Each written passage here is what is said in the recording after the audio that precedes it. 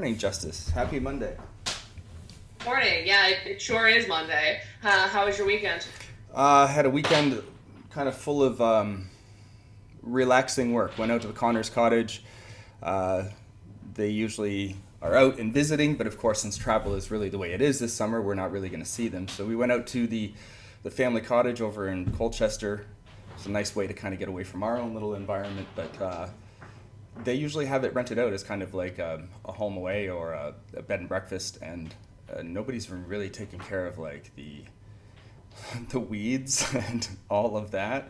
So I went and did about 3 months worth of weeding and a whole bunch of bags, and so yeah, it was a lot of kind of work yet relaxing. We ended up out at the beach, which was nice. Nice and socially distanced, and burnt as all hell. Look at my face. Oh yeah, you did get a lot of sun. Oh yeah, I could lift up my shirt, but that probably calls for some sort of PG-13 rating on a live stream, and we don't really have that here. I don't have it available to me. It's not an option. So this morning, I know you don't even want to banter, right? You're like, let's get to this. So we are going to be speaking with Jeff Denomme from the Haunted Zoo, and apparently there's some good news. I don't think he's going to be giving us the official announcement of moving into phase 3, which apparently we are going to be doing today. But there's other really big news. So no, we're not. It's not happening today. Stage 3 starts tomorrow at midnight. So Wednesday is when Windsor officially moves into stage 3. Well, I guess you should just call AM 800 and make sure they know that, because you got to fix that up. All right. That's what. All right. Maybe we'll figure it out. Give you the official. So before we start today's episode, as always, we kind of revisit some of the old AVB podcast videos, and we have Dave Russell and the Precious Stones, and we have my cats who are now wrestling batteries in the background. Like AA batteries are now a cat toy in our house. That sounds dangerous. Whatever, I know. They might explode. So here's Dave Russell, the Precious Stones, Eleventeen. It's a big, big world. Wanna fill it with love, but I'm taking it for granted like the stars above. I wanna know your name, I wanna hear you say mine, but my feet are taking root on the starting line. If you came up to me, then I wouldn't mind. It's a big, big land. Let's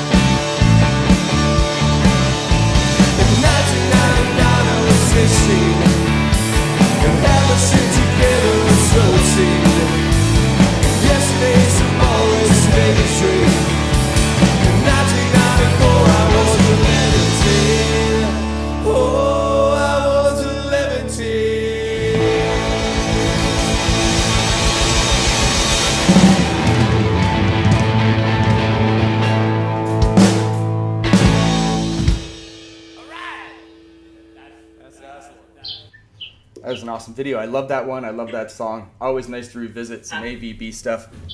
We are joined by Jeff Denomme this morning, but just before I forgot, I wanted to give it a shout out. Last week we had Adrian Jaworski on the show, and Adrian was kind of alluding to a business that was going to be launched, and he's releasing, or they're launching today. There will be a little bit more of a discussion on AM 800, so after ours at 10 o'clock, you can kind of pump over to AM 800 and listen to it as well, a little bit more in depth. But it's a company called Pulsar UV, and they're offering ultraviolet germicidal, basically germicidal irradiation for businesses.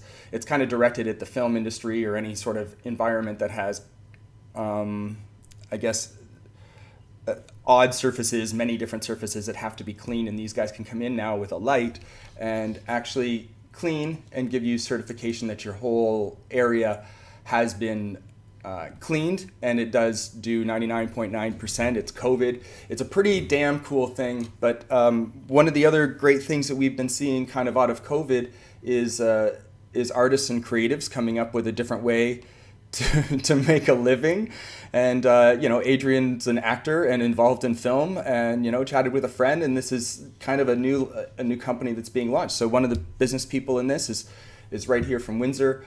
And again, there's more information on AM 800 coming up, but the website is pulsaruv.com. Go and check it out, and save if you have any filming or a place where you're going to be bringing in a lot of people. You can maybe save some COVID spread.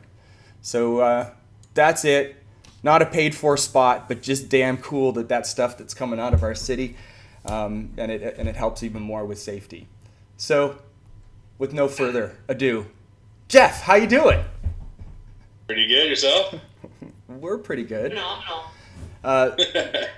I see that just before we started, there was some beautiful bird sounds, and you've shot off the gun. Now we don't hear any of them, and they're gone. Get rid of those. Yeah. So you're joining us from the haunted zoo, or your little haunted zoo, hey? How are things there? Oh yeah. Things are great. I mean, it's it was as great as they can be, I guess. I've been kind of working from home before it was cool, so not much has changed in my world, except for like maybe not as many friends coming over for beers, which was terrible. But we're getting to that point now. We're getting there.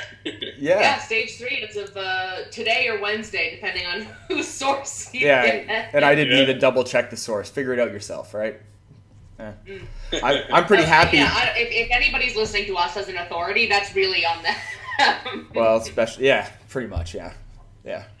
Keep yourself clean. So I just noticed this. Is my name Christy Denomme on your screen too?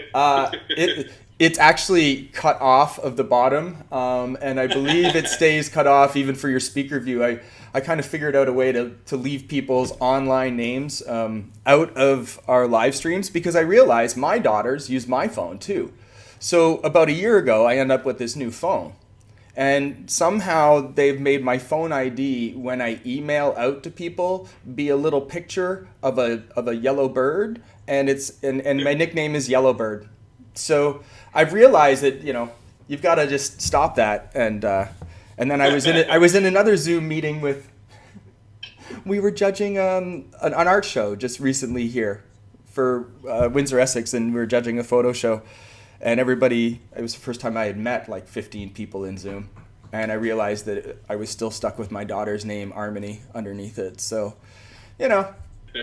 I was like, wait, I'm using my wife's computer, but oh sure, this is your it's half mine. This is your nom de plume, isn't it? Isn't that your artist name?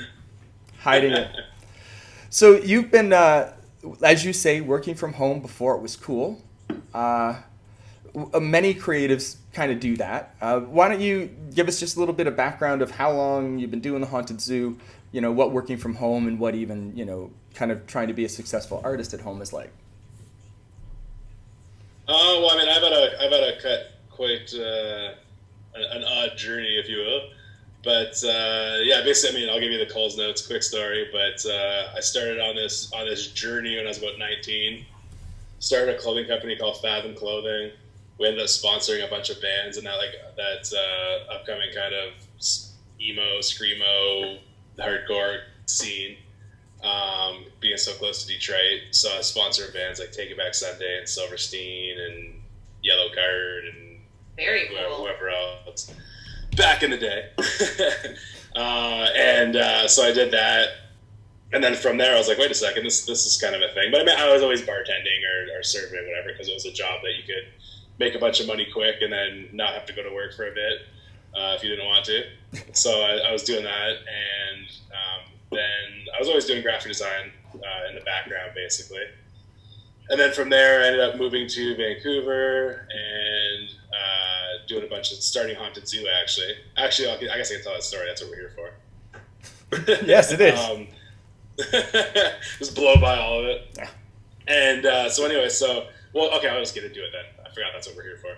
So anyway, so I was doing the Fathom clothing stuff, and then it was going pretty well. I got all these bands wearing it, shirts on MTV, and then people were buying it from all over. And this is like early. This is like the year, I think it was like 2003-ish, give or take.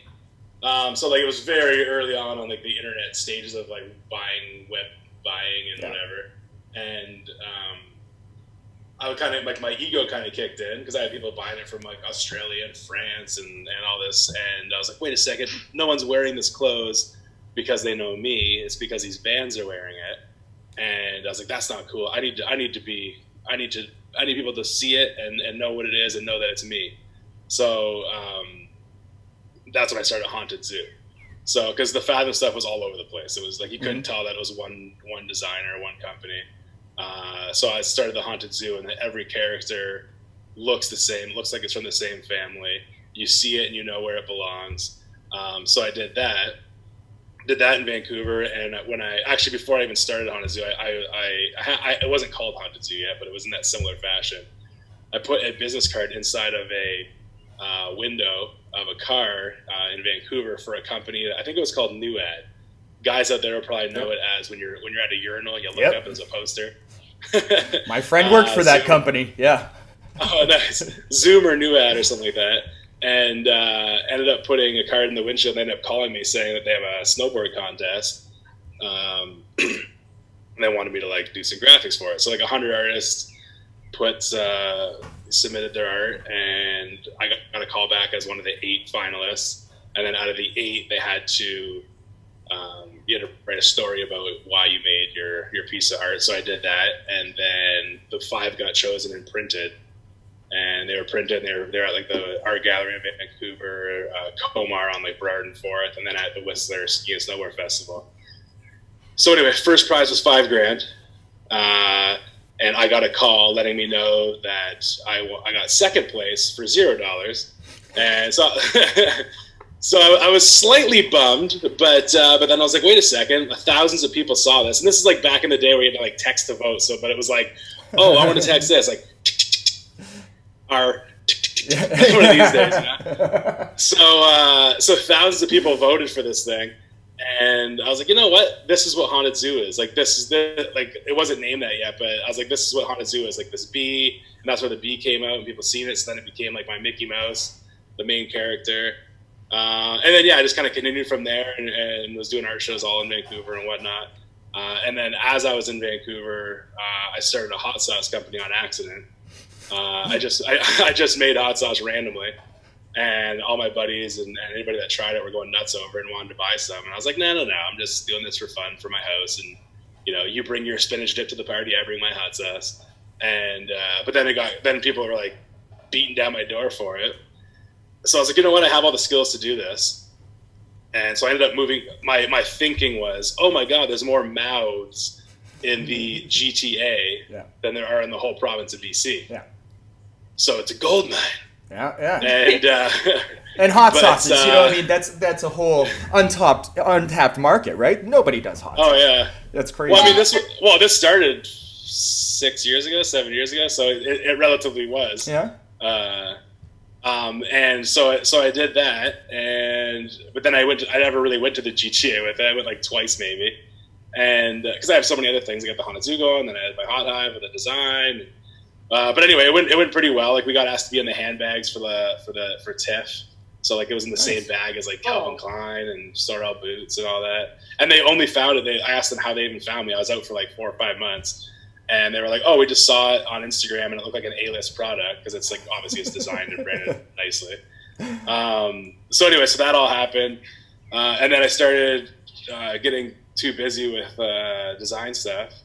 So I said I put a hiatus on Papa D's in November, but now like just during this whole COVID thing, which is funny when people aren't buying anything. I've been getting bombarded with messages like, I can't find the sauce. Where's the sauce? Like, I've been to all these stores. And I was like, oh, we're on hiatus. Like, there's no sauce anywhere. But if you do find some, gold mine. Yeah. I had people send, I had somebody find some at Robbie's, actually, because they were closed. So they didn't have a chance to sell out. So they bought, like, 6 bottles of of the sauce and, like, cleared the shelf. So all this is happening. And now a couple other developments with some people that I know. I've kind of brought it back to the forefront, and I believe this is the big news alert. I believe in a few months, Papa D's will be back out. There might be a new look, and make it all exciting with a new look and maybe some new flavors and things like that. So I don't want to leak too much, but if you're waiting for some hot sauce, don't worry. Like I had 2 messages this morning about That's it. awesome. Like, all right, I got it. So it's kind of funny. I stopped doing it because I was busy with something else, and then all of a sudden, everybody's like, wait, where is this stuff? Yeah. It's how you learn. That's how you learn what your darlings are. I guess, eh? I want to touch just a little bit on, I think it's interesting because I've been listening, a lot about process and a lot about creativity. I used to teach and, thinking about a lot of the processes. I think it's fun and it's interesting. And when you listen to your story and you take something like Fathom, which let's say it follows the model of, so many companies out there where it's like their name is kind of within other artwork, and that artwork constantly changes, and then that style changes, and then even where you can find the Fathom clothing or this clothing. So the idea with some companies was to kind of get so broad and so good in the way that everything was designed that it kind of looked like everything else that you were grabbing, and it worked. But then you also kind of realize that narrowing that down to your own brand and doing it in such a clear way, gave you this business, right? It gave you Haunted Zoo. How, in 5 minutes and totally clear, or not 5 minutes, but how would you kind of help a younger artist thinking about these sorts of things when they're inundated with trying to get jobs from companies that want them to make stuff that looks like other stuff, versus having your own thing and your own style that you're kind of known for? How do you break through some of that? I can only speak for myself. Yeah. But, I can speak for other people, but they can just tell me to F off. but I think the main thing is if you know that you're that kind of person, and you have to know, I think, no, if you're that type of person, you have to do it. You have to do it on yourself. I've never actually, besides for a long period of time, I've never worked for anyone. I've always bartended and served, but I don't count that as that. But anyway, so basically, you're gonna be an entrepreneur. You're gonna have your own business. You're gonna have your own style. You're the boss. You have to figure it out. Now if there's a lot of people that aren't that do work in design studios and have to listen to their boss, but most likely your boss is that person. That's why he's telling you that. But from a standpoint, don't necessarily try to fit in. And design to me, if you look at my design, even the Haunted Zoo stuff and my actual design stuff for other companies from Hot Hive, it's all very, very simplistic, very clean, very legible. I guess corporate, if you want to call it that. But that's what I love. When I see something, the problem as well is people try to use too many buttons and bells and whistles and oh my God, Photoshop does a twirl. I'm going to put my logo with a twirl, and then I'm going to put lens flares on it. And then I'm like, this is the worst logo ever.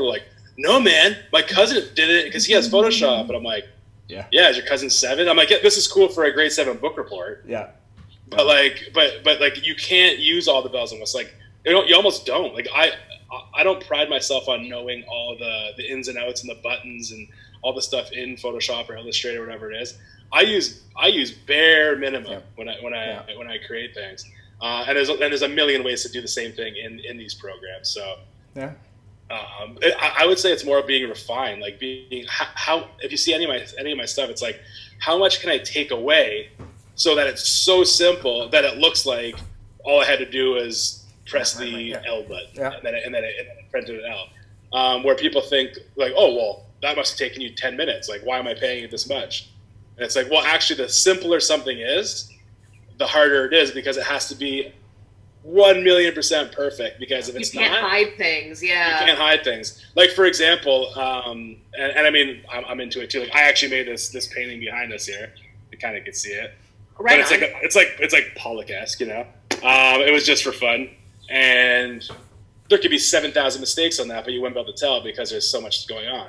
Now it's one of like the haunted zoo paintings. If one hair on a brush goes out, you go, oh, I see it. It's a mistake. Yeah. Or if the eyes aren't perfectly like in the right spot, you're like, that looks weird.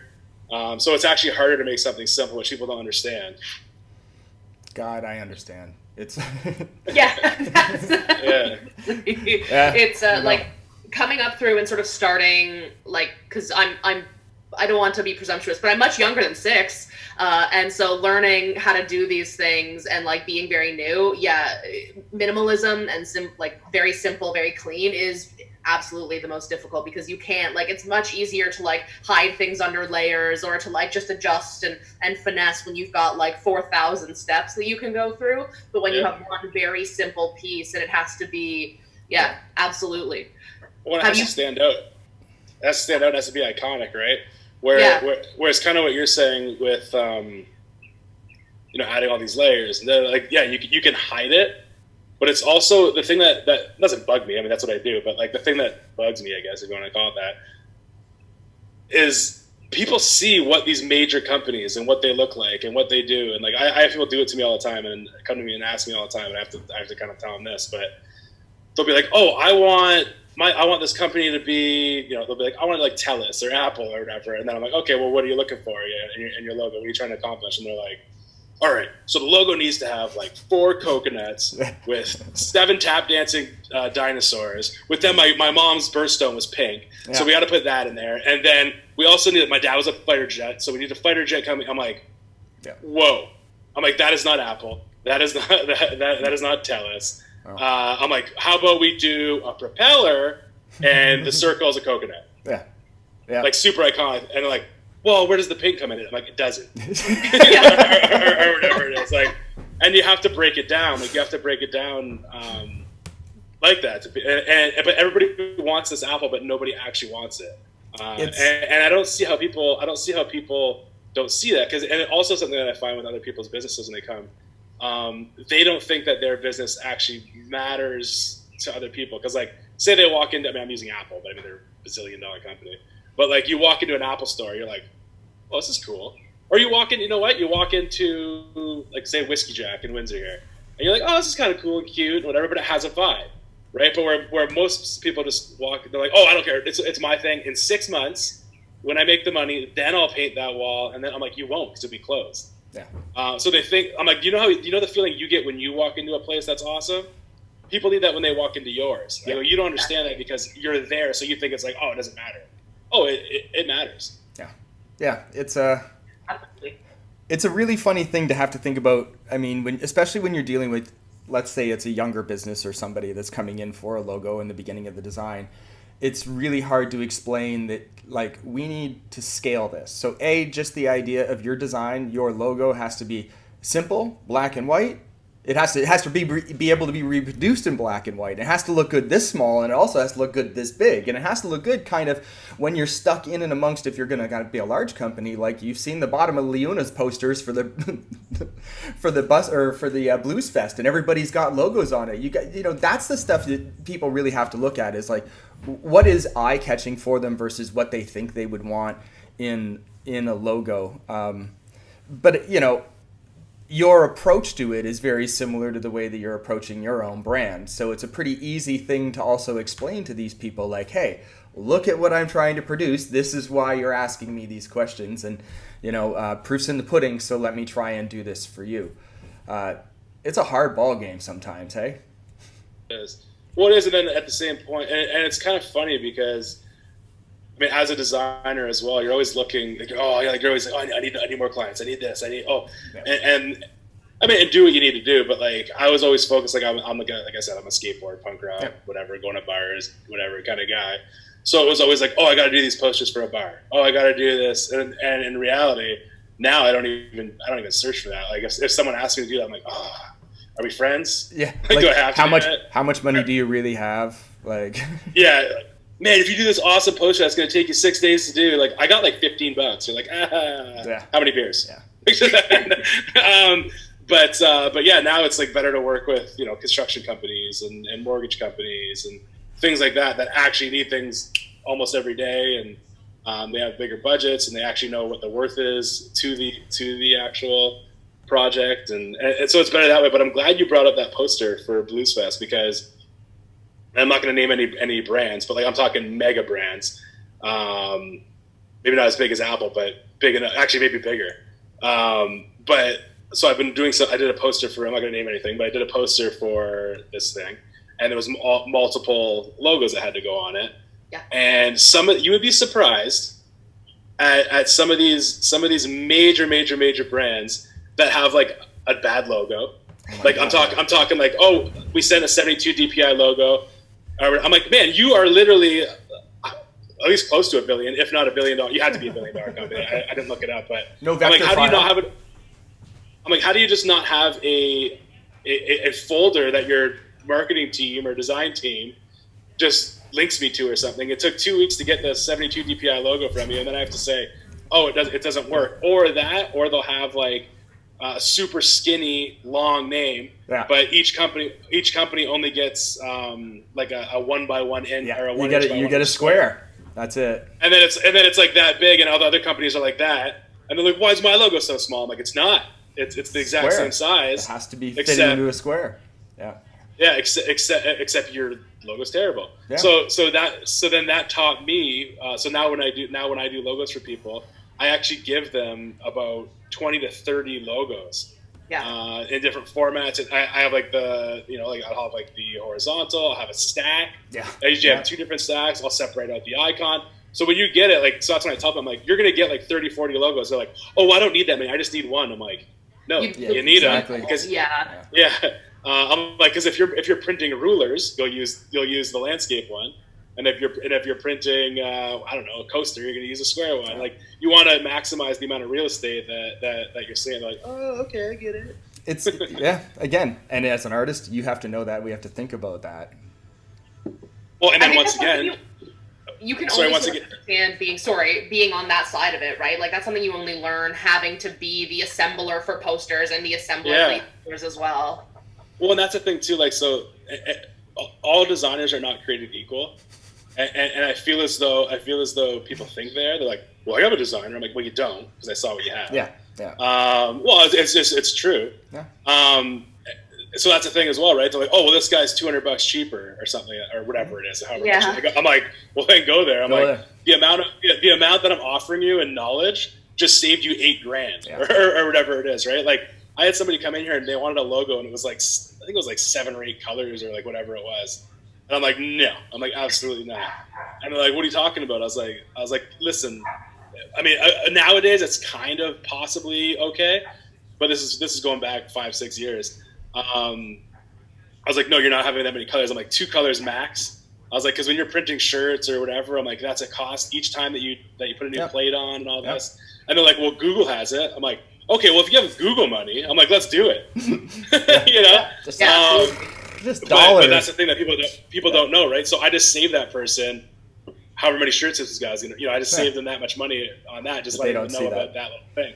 So through the experience of all the things that I've done, whether it's shirts and sauce and sourcing bottles and things like that, I'm definitely worth your extra $300 or whatever it is, because I'm going to save you that in time, and then you won't come to me to give you up your cover tattoo. Yeah, like I mean, cover tattoo for logos. Yeah, I totally get it, and that's what I was going to say before. It's like, yep, spend that $200 now, or $200 cheaper, whatever it is, and you're going to spend double or triple that amount when you've got to try and fix the mess that you have. Yeah.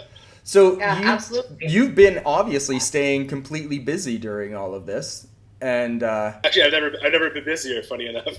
you know, this is some of the amazing things that we're hearing with some creative people. It's like it's given us maybe some time to pull back and concentrate on this on that stuff that either is important or that we really want to concentrate on. But you said like things like, you know, a bar poster or this or that kind of gets in the way of some of those things.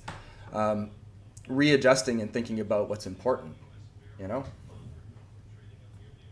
So, since we're all at this point and we're about at a half hour, aside from, I mean, literally, like, you're creative all the time, and you're designing and you're drawing, but what else, is there a little nugget of knowledge or a little thing that you do on a daily basis that helps you keep positive, helps you kind of move forward during all this? Nothing in particular. I mean, I have a 2-year-old at home as well, so that's a whole other. Yeah, there's no regular there. Yeah, I guess that's a pretty big. Yeah.